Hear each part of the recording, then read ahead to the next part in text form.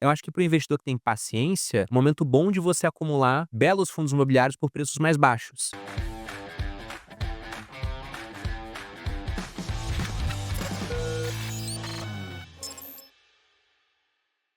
A gente está vendo que os fundos imobiliários caíram bastante, muita gente preocupada. A gente teve uma entrada de cotistas, de investidores em fundos imobiliários de alguns anos para cá, de uma forma bem agressiva, né? Se a gente pegar lá atrás, tinha 100 mil investidores, agora a gente está indo para 3 milhões, sei lá. E muita gente entrou nos últimos anos. E as pessoas estão assustadas, porque muitas pessoas estão vendo a primeira queda brusca dos seus fundos imobiliários e não estão entendendo. Pô, mas fundo imobiliário não era um produto mais seguro, tô vendo cair aqui. O que que você tem a dizer? É o fim dos fundos imobiliários? O que que você tem a falar para essas pessoas? O que está acontecendo? A primeira coisa a ser falada é que renda variável varia, pessoal. Então não tem subida automática sempre acontecendo. E da última vez que eu olhei nesse ano estava caindo 4% IFIX. Realmente, para fundo imobiliário é um movimento que não é comum, vamos Sim. colocar assim. Só que a gente tem que lembrar que existe uma correlação entre o fundo imobiliário e a taxa de juros de longo prazo. Então a gente está vendo a taxa de longo prazo aumentar, isso prejudica muito, principalmente os imóveis de tijolo. Isso traz o preço para baixo. Agora é interessante que fora do mundo de fundos imobiliários, tem várias negociações acontecendo de prédios que estão situados muito próximos de prédios que estão em fundos, que o metro quadrado está saindo por um preço muito mais alto que o valor patrimonial do fundo. Então, eu acho que para o investidor que tem paciência, é um momento bom de você acumular belos fundos imobiliários por preços mais baixos. E os de tijolo sofrem mais, fundo de escritório, etc. Mas se você pega os de papel, tem muito fundo que caiu e na verdade deveria subir. Porque é o fundo que tem um monte de CRI que rende IPCA mais alguma coisa, IPCA tá subindo. É um Exato. monte de fundo de CRI que rende CDI mais alguma coisa, o CDI tá subindo, expectativa para o ano que vem, tem gente botando CDI em 13, até mais do que isso, né. E eu não entendo por que que cai tanto esses fundos. É, e tem E é fundo ótimo que tá de praticamente de graça, tem fundo que você nem vai mais ver o valor que ele tá hoje. não, e sabe o que que Dificilmente você vai ver. é como as pessoas elas são volúveis, porque, por exemplo, o fundo de papel, ele tá recheado é quase um fundo de renda fixa listado em bolsa, né, sem come cotas, o que é muito bom. Se você pega fundo de papel, vale muito a pena comprar quando o valor dele, o preço, o valor patrimonial tá abaixo de 1, e quando passa de 1, você tá comprando a nota de 100 por R$ 101, Já não 102, vale a pena. 105, vale a pena você vender. Sim. E antes dos fundos começarem a mergulhar, que foi quando o juro americano de longo prazo voltou a subir, é que o juro longo também voltou a subir, tinha fundo de papel sendo negociado a 1,05 do valor patrimonial. E eu fiz um vídeo vendendo um desses fundos. Você vai nos comentários, eu estava sendo detonado. Eu falei, Tam meu Deus, eu tô vendendo um fundo que ficou muito caro para comprar outro que tá abaixo do valor E a patrimonial. pessoa quer mandar na sua Não carteira. entendia isso. Agora esse mesmo fundo tá abaixo do valor patrimonial. Só que as pessoas não estão comprando. Não é MXRF11 não? Não, não era Porque eu esse. fiz falando que eu vendi, cara, eu tomei tanta porrada na internet, Mas é, o tava pessoal é muito fanático. 1,06, alguma coisa assim, tava super caro. E eu Não. comprei há muito tempo, aí eu falei: "Cara, não tá fazendo sentido estar na minha Você carteira". fala com qualquer analista de fundo imobiliário, pô, é um negócio meio padrão. Cara, comprar fundo de papel acima do valor patrimonial, você tá desperdiçando dinheiro, né. Sim, Ainda mais quando tá 1,05, 1,06, sim, aí sim, Ah, porque pode ser que num dia tenha passado, não sei o que, agora, pô, tá 5% acima, é muita coisa para um fundo de papel. sim. Vende esse negócio. Então agora você pode comprar ótimos fundos de papel abaixo do valor patrimonial. ou você vende também, pode comprar de tijolo, de repente tá muito barato. Pode, porque o de tijolo tende a se apreciar depois. Tudo depende do fundo, né. Eu acho que vale a pena você evitar aqueles fundos que são mais heterodoxos, digamos assim, só tem um ativo numa localização que ela não é muito estratégica. Em Sim, fundo imobiliário de tijolo, o mais importante são 3 coisas que o pessoal fala na indústria: localização, localização, localização. Não perfeito. tem como correr. Agora, para o caso do fundo de papel, por exemplo, o que que eu acho interessante? A gente está vendo o título público IPCA+, batendo aí quase IPCA+7. 2029 chegou a bater IPCA+7. E aí todo mundo bota os gráficos mostrando: "Olha como é que IPCA+6 é lindo ao longo do tempo, como é que IPCA+7 é maravilhoso". Você pega vários fundos de papel onde a carteira do fundo está pagando IPCA+9, já descontada a taxa de administração. Então se comprar IPCA+7 é bom, pô, IPCA+9 não é melhor? Tem que Maravilhoso. pagar mais porque oscila mais em bolsa, né, tem um nível de risco a mais. Só que se você tá lá comprando para pegar o dividendo e não quer vender, é maravilhoso como você disse. E comprando abaixo do preço patrimonial ainda, que Sim. agora a gente tem várias oportunidades, né, Bruno? Até por isso tá rendendo tanto, né. Exatamente. Tem muita gente falando o seguinte: "Mas André, a gente tem que considerar a possibilidade de calotes dentro dos fundos imobiliários de papel, porque a economia está complicada, o Brasil está temeroso, juros subindo". Isso te preocupa, essa questão? Porque muitas pessoas podem estar saindo de fundo de papel com esse medo, né, de: "Pô, mas será que não vem alguns calotes por aí?". E de alguns talvez tenha que sair mesmo, porque se você pega os de high yield, os high yield também podiam receber o nome de high calote, né. Tem alta chance de calote muitas Tem vezes. vários, né. E Fiagro, por exemplo, Fiagro vai passar por um processo, sabe, difícil para vários Sim. cotistas que compraram pensando: "Ah, tá pagando muito dividendo". Cara, era muito dividendo porque você tinha CRAs, primeiro os fundos muito concentrados em poucos CRAs e esses CRAs com uma taxa lá em cima, e aí você teve enchente no sul, seca no Prejudicou muito. interior, isso prejudica bastante. Por isso que eu não tenho Fiagro na minha carteira. Não é que eu não acredito no agro no Brasil, muito pelo contrário, mas quando eu olhava a estrutura eu falava: "Cara, pra esse nível de risco aqui, eu não acho que o prêmio tá adequado". Porque tem o Agora clima, tem a safra, tem tudo isso te envolvido, né. todo é o que você falou, tem uma derivada a mais, porque investimento já é arriscado por si só. Você já tem, né, questão de liquidez, risco de crédito, blá-blá-blá, e você bota mais um risco, é o climático. Então é realmente um degrau a mais, tem que pagar mais pra valer a pena. E o que pagava mais, pra aquele nível de concentração, eu não gostava. Então até hoje eu não tenho um Fiagro na minha carteira. No Baixa longo prazo, diversificação. eu pretendo ter. Agora você tem ótimos fundos de papel, você pega lá a Quiné, né. Cara, os produtos da Quiné todos são muito São bons, muito acho que bons. não tem um que eu lembro, assim, que eu tenho ressalvas quanto a ele, né. De Então tem papel você tem fundos 2 muito onde bons, que é o KNSC e o KNCR, né, são muito sim, bons. tem mais ainda. Tem mais, é. Tem o KCRE, por Carimpe. exemplo, é um que eu gosto. Então, tem vários fundos de papel que eles são muito bons. Lógico que sempre vai ter uma chance de calote, mas ele é muito diversificado, então não é o que pesaria muito na estrutura do fundo. Pelo desconto que a gente tem agora, eu acho que vale a pena. Eu acho que a grande dúvida do investidor agora, quando ele olha para o mercado, é a seguinte, né? Você olha fundo imobiliário, tá barato, né? Você olha as ações no Brasil, já teve mais barato antes, você pega a média de PL desde os anos 2000, é uns 11, a gente tá negociando por uns 8 agora o Ibovespa. Mas tem muita empresa que caiu de preço enquanto o resultado subiu, então tem oportunidade. Só que você olha a cripto também, cara, será que o Bitcoin vai dobrar de valor? Porque se você pega em todos os outros halves, ele pelo menos dobrou.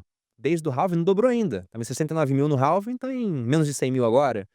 Então é quase como uma nuvem de patos passando e você é um caçador. Se você atirar no meio da nuvem, você vai pegar um pato. Sim. Sim. Entendeu? Agora tem que decidir, né, como é que você quer estar alocado. Mas eu acho que vale a pena ter uma alocação em fundo imobiliário, sobretudo para o cara que já tá num nível de vida já mais pensando em usufruto dos investimentos. Perfeito, Bruno. Quais hábitos que você considera essencial para uma pessoa se tornar rica? Acho que o principal é trabalhar pra cacete, sabia? Porque o pessoal fala assim: "Ah, não, vou acordar, Medita. vou meditar, não sei o quê". Cara, primeiro tem que trabalhar muito, mas tem que fazer um trabalho inteligente. O que que eu digo isso? Porque, por exemplo, hoje eu sou um professor de finanças, é isso que eu faço.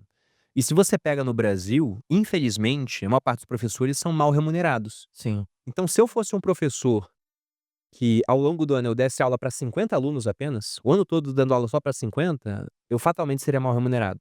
Agora, eu usei a internet para poder dar aula para 10 mil alunos pagantes, que é o que eu consigo num ano com o Viver de Renda. Fora outros cursos que tem na minha esteira, que tem outros professores principais, eu participo, mas eu não sou o principal, como o exterior e o de cripto. Então, por conta disso, com o mesmo trabalho que eu teria para dar aula para 50, se eu consigo dar para 10 mil, aumentei muito a minha produtividade.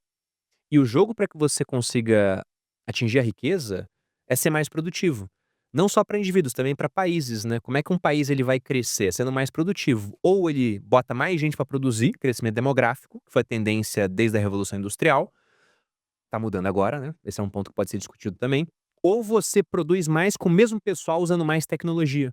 No meu caso, primeiro eu produzi mais com tecnologia, só eu, e hoje eu produzo mais também com a empresa, o Grupo Primo, que tem centenas de colaboradores. Então, isso eu só consegui porque eu aumentei a produtividade. Depois que eu resolvi esse problema, que era o fato de que eu queria ter dinheiro e não tinha aquilo que eu gostaria, aí eu comecei a ligar mais para os hábitos de vida. Não que antes eu não ligasse, porque eu dei a sorte, digamos assim, de ter passado no concurso do exército, fiquei lá e eu tinha todo dia um tempo destinado para educação física, então acabava que eu tinha uma rotina saudável. Eu era obrigado até a fazer educação física, o que era muito bom, na minha opinião.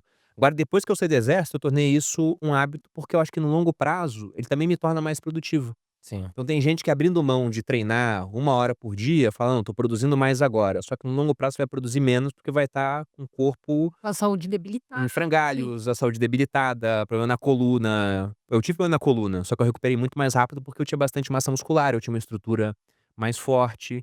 Então o que eu diria, principalmente, é: dê um jeito de ser mais produtivo. Você pode trabalhar pra caramba no começo, mas tem que ter prazo pra acabar. E você tem que conseguir dormir bem, você tem que treinar. Eu diria que 1 hora por dia é o mínimo.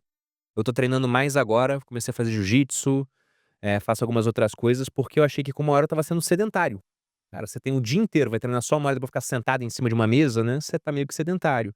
E tem que se alimentar bem também. Eu acho que essa é a tríade que ela é inegociável, Nossa, né. Se se você alimentar dorme bem bem, conta muito. alimenta bem, treina bem, você vai ter uma vida longeva, né. Principalmente se você vem de uma família que não tem problema de saúde. Há pouco tempo eu estava discutindo com a Malu sobre um livro que ela leu, eu não cheguei a ler ainda, mas achei muito interessante, que é o Outlive. O Abílio Diniz, ele faleceu esse ano, infelizmente. Na mesa dele, numa das últimas fotos que foram postadas, tinha esse livro lá. Ele fala sobre extensão da vida. E no Outlive ele defende isso: alimentação, treino, que você durma muito bem, isso é inegociável. Mas ele fala que o maior preditor de vida longa é ter parentes longevos. Então, se seu pai viveu muito, se sua mãe viveu muito, seus avós viveram muito, então não arruina muito sua Segue. saúde, você vai viver muito. Ô Bruno, e a questão do banho gelado, eu acompanhava nos seus stories, eu cheguei a tentar fazer algumas É coisas, dolorido, né? não, puta cara, mas eu acordava de manhã pra tomar um banho gelado. No verão, eu moro lá no Eu sul, lembro que você me indicou até. era interessante, cara, eu me sentia com uma sensação de conquista, sabe, eu cronometrava, cara, era 3 minutos embaixo d'água gelada, e não era muito fácil não, mesmo com o calor, verão e tal. Mas eu sentia que me dava eu ficava mais alerta, sabe, com uma sensação de conquista. Eu falava: "Caraca, meu, isso é interessante". Você continua fa no começou a chegar o frio, eu não consegui mais fazer. Eu continuo fazendo. Foi assim a trajetória com eu comprei uma banheira específica pra isso, né. Sim, eu acompanhei. E a trajetória foi a seguinte: eu comecei a fazer o banho gelado pensando em recuperação muscular mesmo. Só que, quando eu fazia só musculação, você faz musculação, você inflama o seu corpo, né. Sim. E aí se você vai para o banho gelado, você desinflama, então atrapalhava o resultado da musculação. Eu comecei a fazer só nos dias que eu não treinava, quando eu fazia cardio. Aí depois eu fui para o jiu-jitsu, eu comecei a fazer muito mais, porque no caso eu queria realmente desinflamar. Sim. Então, quando eu tô mais ativo no jiu-jitsu, eu uso mais a banheira de gelo. Quando eu tô menos ativo, essa semana, por exemplo, eu acabei não indo treinar, que eu tô com o ombro meio machucado, então até usei menos. Poderia ter usado mais, né, porque eu tô machucado, mas já passou de uma fase onde eu acho que o gelo não vai ajudar tanto. Mas eu não acho que esse é um hábito que vai mudar a vida da pessoa. Pra alguns muda, né, mas é meio que o cara precisa de um choque pra fazer alguma coisa. Se você já é uma pessoa disciplinada, é algo a mais que você pode usar, que você pensa que vai fazer bem para o seu corpo. E tem muito a É ver com o justamente o que eu horário da faço. pessoa, né, Bruno? Porque, por exemplo, tem pessoas que funcionam muito bem à noite. Tem publicitário que gosta de trabalhar, às vezes ele tem site lá 11 horas da noite. E ele prefere, o cérebro dele tá acostumado com aquele horário. Agora também não adianta, vou ser sincera, tem live, exemplo, 5 da manhã. Eu não participo muito, por quê? Porque eu durmo no meio da live. Não adianta vou acordar 5 da manhã pra ver a live. Eu acho super legal. Tem gente que vai ver a live, acorda, vai, trabalha e tal. Mas eu, 5h30 eu vou dar uma dormida. No meio da live eu vou dormir. Já tô falando isso Tem porque eu já pessoas que têm fiz hábitos isso. diferentes. Entendeu? Então é muito hábito, né, é Mas muito eu comecei a tomar banho gelado também muito pelo beach tênis, porque tinha vezes, cara, que eu ia dormir com muita dor nas pernas, né. É bom pra isso. E aí eu acordava de manhã, eu comecei a fazer o uso também da água gelada pra também desinflamar. Mas aí eu também senti essa questão da conquista, né, de me sentir melhor. Depois eu acabei parando pela preguiça mesmo, porque banho gelado é duro. Eu fiz bastante no começo, eu dei uma parada faz alguns meses, porque a Malu, ela falou: "Será que isso é bom para os espermatozoides?" A gente queria engravidar, né. Ah, sim. Eu falei: "É, porque se você pensa no testículo, você quer que ele esteja resfriado, por isso que ele tá fora do corpo. Sim. Mas será que é pra tá tão resfriado assim?" Não congelado. É, entendeu? Daí eu pensei: talvez não seja bom ficar expondo esse choque todo." Aí parei, a gente engravidou, aí eu voltei. Mas eu acho interessante. Agora não acho que esse milagre todo que o pessoal fala, igual também não acho que acordar às 5 da manhã, esse milagre todo que o pessoal fala, eu acho que é algo que tem benefícios, mas também tem para o cara que malha e quer ficar grandão, tem esse malefício, porque você malha pra inflamar, você vai acabar desinflamando. Então não acho que é o santo graal da Sim. produtividade, por exemplo. Eu faço porque é bom pra inflamação que eu tenho no corpo. Taxação sobre os mais ricos, que o governo tanto tem discutido para tentar aumentar aí a arrecadação de algum lado, né. O que que você pensa sobre isso? A gente teve um exemplo bom de taxação sobre os mais ricos, que foi o que o Haddad conseguiu no final do ano passado.